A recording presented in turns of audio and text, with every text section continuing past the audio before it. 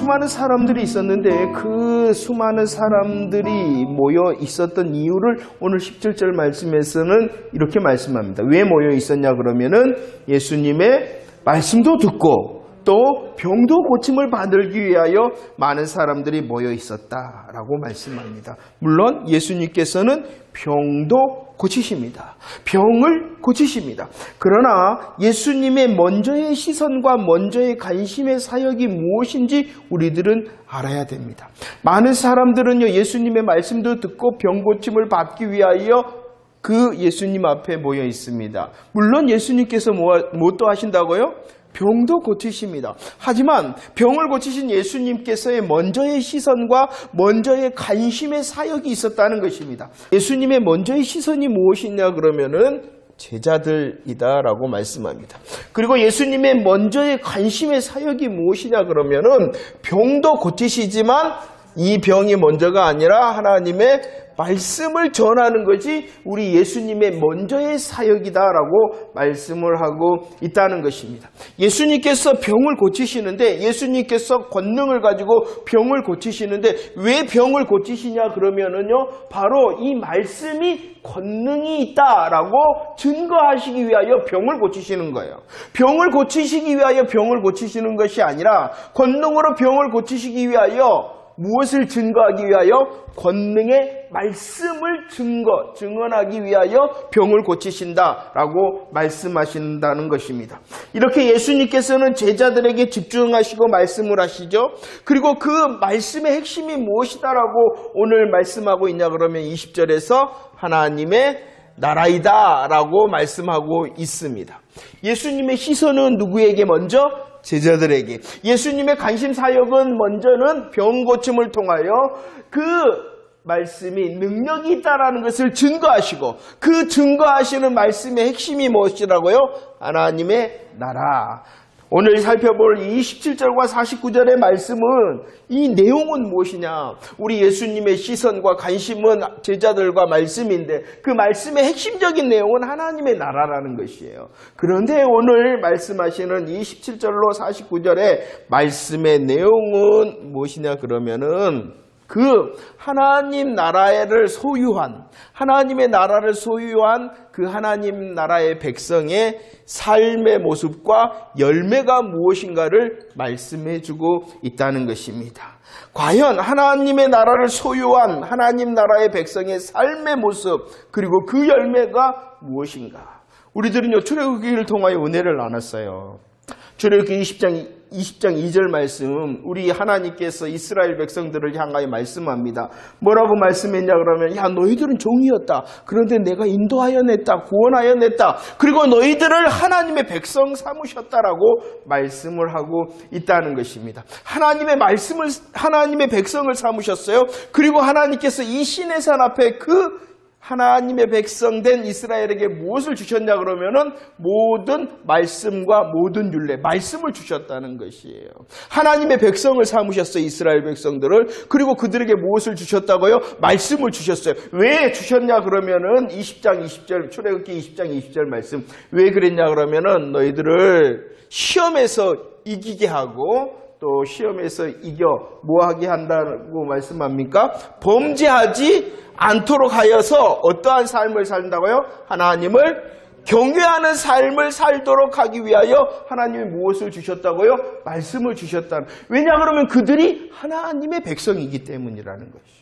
하나님의 백성된 그들에게 말씀을 주시고, 하나님의 백성에게 말씀을 주신 이유는 그들이 시험을 이겨 범죄하지 않아 하나님을 경외하는 삶을 살아내도록 하기 위해서라는 것입니다. 이렇게 경외의 삶을 살아낼 때에 어떠한 일이냐 그러면요, 하나님의 백성된 그들이 말씀을 지켜 시험에서 이기고 범죄치 아니함으로 하나님을 경외하는 삶을 살 때 그들을 바라보는 다른 사람들이, 아, 하나님의 백성은 지혜와 지식이 있는 사람이구나 라고 말하게 되어진다는 것이에요. 말씀을 통하여 말씀을 행할 때의 지혜와 지식이 있는 정말로 하나님의 사람, 하나님의 백성이구나 라는 것이 드러날 뿐만이 아니라 마태복음 5장 16절 하나님께 영광을 돌리는 삶이 바로 경외의 삶의 모습이라는 것이죠. 자, 이처럼 하나님의 백성인 제자들을 향하여 우리 예수님께서 말씀으로 사역하고 있어요. 그 이유 또한 마찬가지라는 것이에요. 그래서 오늘 본문의 내용이 삶과 열매라는 것이에요. 구약의 이스라엘 백성들이 하나님의 말씀을 지켜 경외의 삶을 살 때에 다른 사람들이 정말로 하나님의 사람이구나 라고 그들을 말할 뿐만 아니라 하나님께 영광을 돌린다 이렇게 말씀하였잖아요. 그 삶의 모습을 오늘 본문이 이렇게 말씀하고 있습니다. 자, 하나님의 나라의 백성의 삶의 모습과 열매가 무엇이냐? 누가복음 6장 20절과 22절로 보면은 사람들이 나옵니다. 어떠한 사람들이 나오냐 그러면은요, 가난한 사람, 줄인 사람, 우는 사람, 핍박을 받는 사람 이렇게 나옵니다. 그런데 그들을 향하여 예수님께서는 무엇이 있다라고 말씀하고 있냐 그러면은 복이 있다라고 말씀하고 있어요. 오늘 제가 기록하지 않았지만 24절로 26절 말씀해 보면은 어떠한 사람이 있냐 그러면은 가난한 사람이 아니라 부유한 사람이 나옵니다. 배고픈 사람, 줄인 사람이 아니라 배부른 사람이 나옵니다. 우는 사람이 아니라 웃는 사람이 나옵니다. 핍박을 받는 사람이 아니라 칭찬받는 사람이 나옵니다. 그들은 무엇이 있다라고 우리 예수님께서 말씀하냐 그러면은 화가 있다라고 복이 있다라고 말씀하시고 화가 있다라고 말씀합니다. 그러면 가난하면은 줄이면은 우는면은 핍박받으면은 자동적으로 복이 있고 부유하고 배부르고 웃고 칭찬을 받는 사람은 자동적으로 화가 있다라는 말씀이 아니겠죠. 그러면 왜 예수님께서는 이렇게 가난하고 줄이고 울고 핍박받는 자가 복이 있다라고 말씀하셨을까요? 그 이유는요. 장 22절 말씀에 보면은 뭐라고 말씀하고 있냐 그러면 왜 그들이 복이 있냐? 인자로 말미암아 이렇게 말씀하고 어디신지 찾으셨죠? 왜 가난하지만, 왜 줄이지만, 왜 울지만, 왜 핍박받지만 그들이 복이 있다라고요? 인자로 말미암았기 때문이라는 것입니다. 그들이 가난하고 줄이고 울고 핍박받는 이유가 자기 때문이 아니라 누구 때문이라는 거예요? 예수님 때문이라. 반대로 예수님 때문에 부유하고 예수님 때문에 배부르고 예수님 때문에 웃고 칭찬을 받는 사람은 그 사람은 화가 아니라 무엇이 있다라고 말씀하고 있을까요? 복이 있다라고 반대입니다. 가난하고 줄이고 울고 핍박받지만 그것이 자기 때문이라면은 무엇이 있다는 거예요? 이것이 무엇이냐? 기준. 하나님 나라의 백성의 삶의 모습은 무엇이냐 그러면은 기준이 세워진 사람, 기준이 잘 세워진 사람이라는 것입니다. 오늘 말씀해 본 누가복음 18장 9절 말씀, 자기를 의롭다고 믿는다, 자기의 의에 잡혀 있는 사람이라는 것을 말하는 거예요. 부요함이, 배부름이, 웃음이, 칭찬받음이 다 누구 때문이라는 거예요? 나 때문이다 라고 생각하는 사람이 화 있다라고 말씀하고 있는 것입니다. 시편 17편 14절에 보면 어떠한 사람이 나오냐 그러면 이 세상에 살아있는 동안 자기의 분깃을 받은 사람, 이것을 조금 더 말씀의 적용으로 생각한다 그러면은 자기의 소망, 자기의 기준이 오직 어디에 있는 사람? 이 땅에 있는 사람, 이렇게 말씀할 수가 있다는 거예요. 이것을 적용적으로 말하면. 자, 어떠한 사람이 화가 있냐 그러면은 자기의 의를 드러내고 또 마치 자기의 소망이 이 땅만의 소망을 가진 사람처럼 살아가는 사람은 뭐가 있다는 것이에요? 화가 있다. 이것이 아니라 우리의 기준은 무엇이다고요?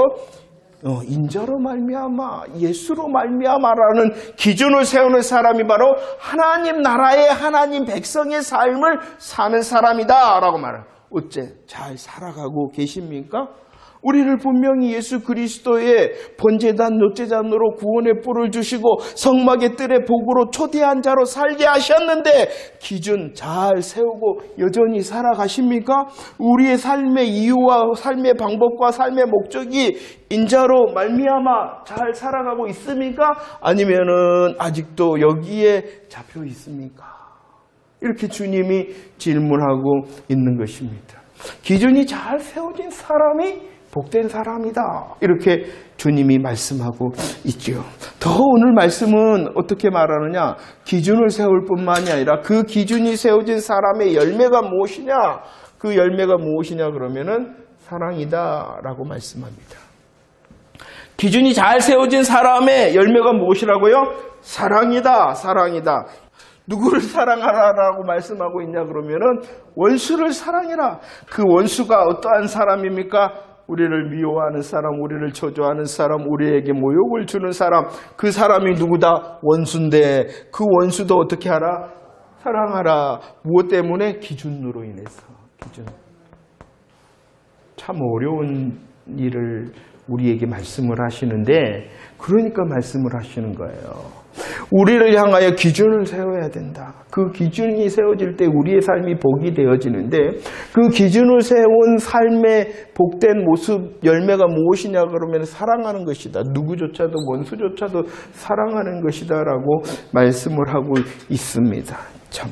그런데 32절로 33절은 더 나갑니다. 이 사랑을 어떻게 해야 되느냐?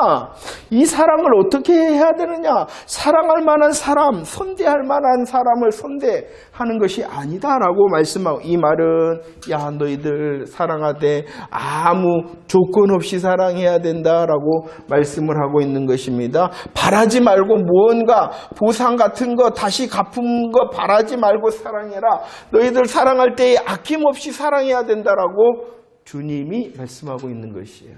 누구에게 말씀하고 있어요? 제자에게. 제자는 어떠한 사람이라고요? 기준이 잘 세워진 사람. 기준이 잘 세워짐으로 사랑함을 통하여 아무 조건 없이 사랑하고 바라지 말고 사랑하고 아낌없이 사랑해야 된다라고 말씀을 하고 있습니다.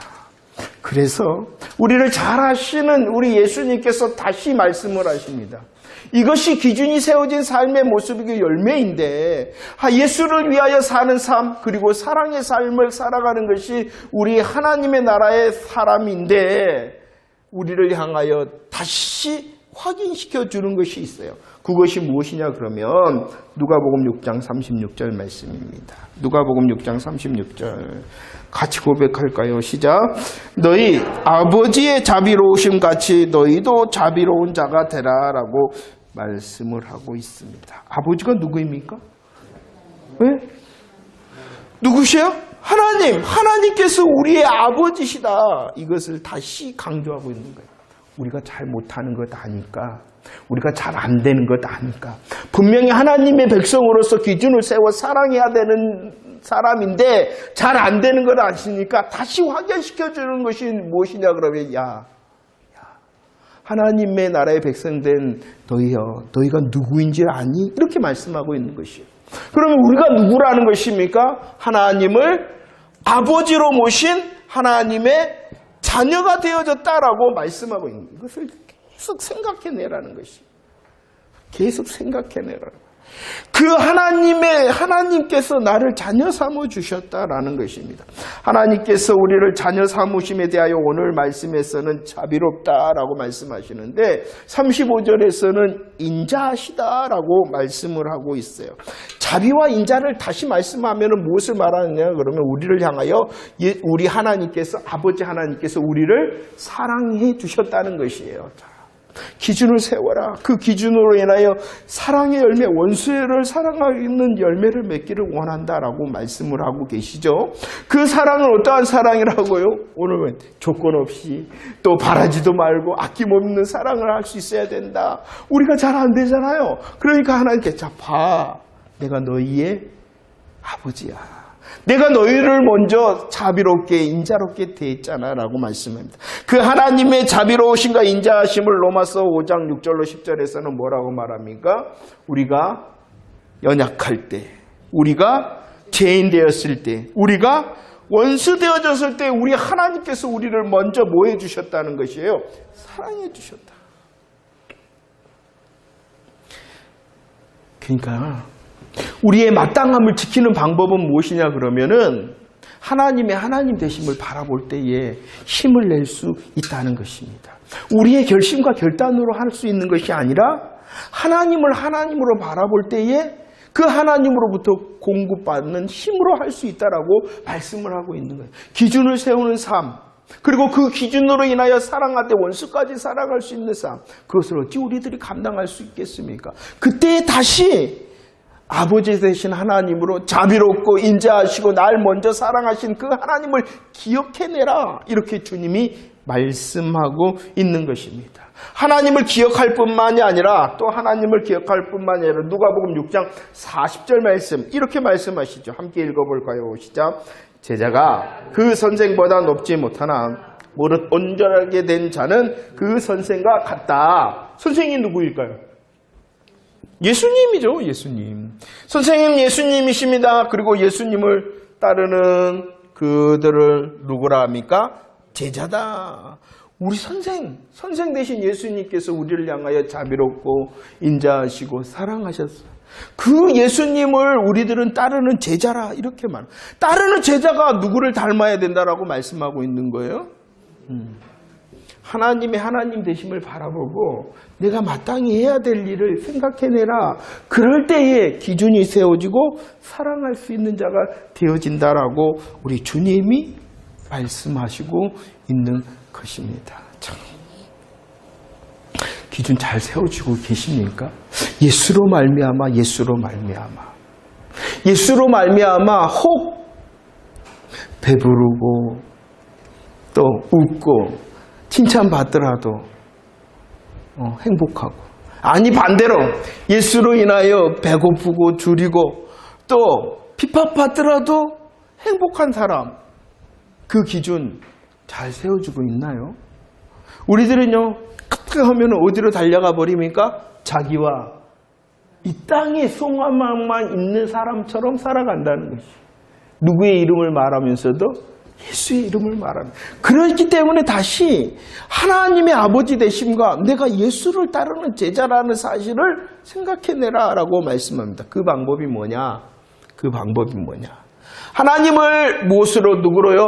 아버지로, 예수 그리스도를 누구로요? 선생으로 생각해내는 방법이 무엇이냐? 생각해내는 방법이 무엇이냐? 누가복음 6장 39절 말씀입니다. 시작. 또 비유로 말씀하시되 맹인이 맹인을 인도할 수 있느냐? 둘이 다 구덩이에 빠지지 아니하겠느냐. 뭐 하라라고 말씀하고 있습니까? 보라라고 말씀하고 있어요. 보라. 볼 수 있어야 된다. 누구를 볼 수 있다는 건가요? 아버지 하나님과 선생된 예수 그리스도를 볼 수 있어야 된다라고 말씀하고 있는 것입니다. 여러분들, 성경을 통해서는요, 제일 먼저 해야 되는 것이 무엇이냐? 하나님을 바라보는 일이 성경을 통해서. 우리를 위하여 일하시는 하나님, 우리의 문제, 우리의 가장 큰 인생의 문제가 뭡니까? 죄와 사망의 문제를 해결하신, 그 문제를 해결하신 하나님이 누구이신가? 구원하신 하나님이실 뿐만 아니라 우리의 지금의 삶을 불꽃 같은 눈동자로 보시는 그 하나님 앞에서의 인생의 문제를, 그것을 푸시는 하나님, 우리의 문제를 푸시는 하나님이 누구이신가를 바라봐야 된다. 성경을 통하여 여러분들, 정말 성경을 통하여 하나님, 성경을 통하여 하나님의 하나님 되심, 성경을 통하여 하나님을 기대하는, 이렇게 될 때 아버지 하나님과 선생된 예수 그리스도를 잘 바라볼 수 있다. 민수기 24장의 말씀을 제가 기록해 놨습니다. 민수기 24장은 어떠한 일이 있었냐 그러면은 모압 왕이었어요. 누가 모압 왕이었냐 그러면은 발락이라는 사람이 모압 왕이었어요. 이 모압 왕 발락은요, 이스라엘로 인하여 위협을 받게 되어졌어요. 그럴 때 사람을 초대했어요. 누구를 초대했냐 그러면은 발람이라는 사람을 초대했어요. 그 발람을 초대해서 발락이 했던 일이 무엇이냐 그러면은 이스라엘을 저주하게 하는 일을 했다는 것입니다. 그래서 이 발락의 요청으로 발람이 부엘산 꼭대기에 올랐습니다. 부엘산 꼭대기에 올랐습니다. 그리고 스스로가 말합니다. 저주하려고 했던 그 이스라엘을 저주하는 것이 아니라 축복하는 것이에요. 그가 맹인대로, 맹인이 뭐예요? 보지 못해요. 보지 못할 때는 무엇을 하려고 그러냐 그러면 이스라엘을 향하여 저주하려고 그랬다는. 그런데 오늘 말씀에 보면은 하나님께서 그를 강력하게 붙잡으시니까 그가 어떠한 사람이 되어졌냐 그러면은 눈을 뜬 자가 되어졌다는 것이에요. 눈을 뜨지 못하였을 때는 이스라엘을 향하여 뭐 하려고 그랬다고요? 저주하려고 그랬어요. 그러나 하나님께서 눈을 뜨게 했어요. 어떻게 눈을 뜨게 하셨냐 그러면은 하나님의 말씀을 통해서, 하나님의 말씀을 통해서 눈을 뜨게 하셨는데, 하나님의 말씀이 또 무엇이다 설명하고 있냐 그러면 하나님의 지식이다라고 설명하고 있어요. 하나님의 말씀, 하나님의 지식이 또 무엇이다라고 말씀하고 있냐 그러면은 하나님의 환상이다. 여러분들, 환상은 환상으로도 보여주시는데, 더 문맥적으로 보면은 말씀이 하나님의 환상이에요. 하나님의 꿈이에요. 하나님의 말씀으로, 하나님의 지식으로, 하나님의 환상으로 이 맹인된 자 발락을 어떻게 했다고요? 눈을 뜨게 했어요. 눈을 뜨게. 눈을 뜨자 그가 고백을 합니다. 무엇을 고백하냐 그러면 내가 한 별을 보았다. 내가 한 지팡이를 보았다. 내가 승리자를 보았다. 그러면은 별과 규와 승리자가 누구예요?